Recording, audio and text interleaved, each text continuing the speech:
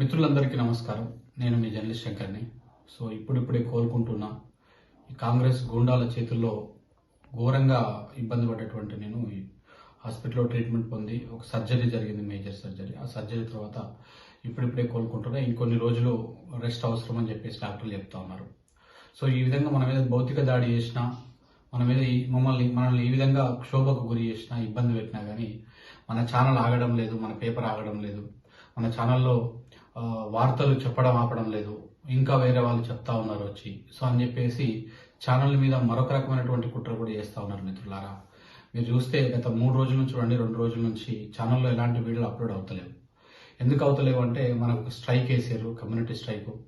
దానికి ఈ బ్యాచ్ ఏదైతే ఈ కాంగ్రెస్ బ్యాచ్, ఈ పక్కనటువంటి టీడీపీ బ్యాచ్ ఇదంతా వరుస పెట్టి రిపోర్ట్లు కొట్టడం వల్ల మనకు స్ట్రైక్స్ వరుస పెట్టి రావడం జరుగుతుంది. ఇప్పటికీ ఒక స్ట్రైక్ వచ్చింది. ఛానల్లో అప్లోడింగ్స్ కానీ లైవ్స్ కానీ అన్నీ ఆగిపోయినాయి.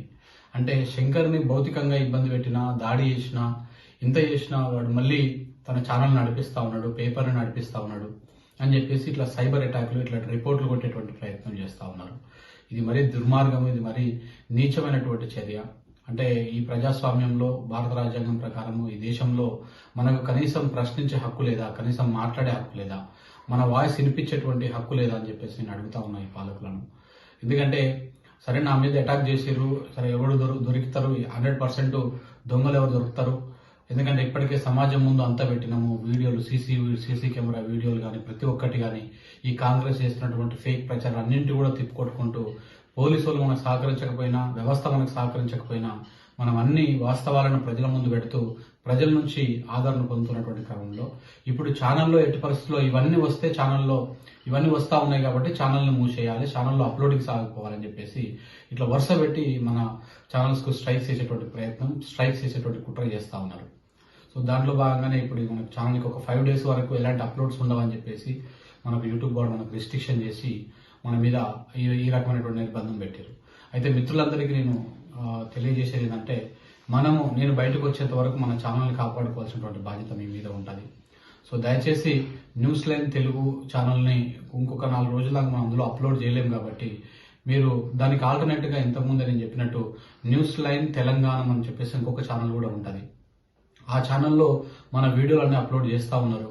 కానీ అది చిన్న ఛానల్ కాబట్టి దానికి అయితే లేదు. కొంతమంది మిత్రులు నాకు మెసేజ్ పెడతా ఉన్నారు, అన్న ఏమైంది 2-3 days నుంచి రావడం లేదు, ఏంటి పరిస్థితి, మీకు ఎలా ఉంది అని చెప్పేసి.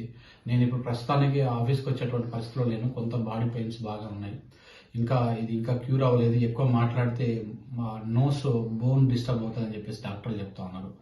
కాబట్టి దయచేసి మిత్రులందరూ న్యూస్ లైన్ తెలంగాణ అని చెప్పేసి ఇంకొక ఛానల్ ఉంటుంది. మన ఛానల్కి వెళ్ళి ఆ ఛానల్ని సబ్స్క్రైబ్ చేసుకోండి. ఆ ఛానల్లో కంటెంట్ వస్తూ ఉంటుంది. డైలీ ఆ ఛానల్లో కూడా మన వాళ్ళు మార్నింగ్ న్యూస్ పెడతా ఉన్నారు. అది కూడా మీరు ఆదరిస్తారని ఆశిస్తున్నా.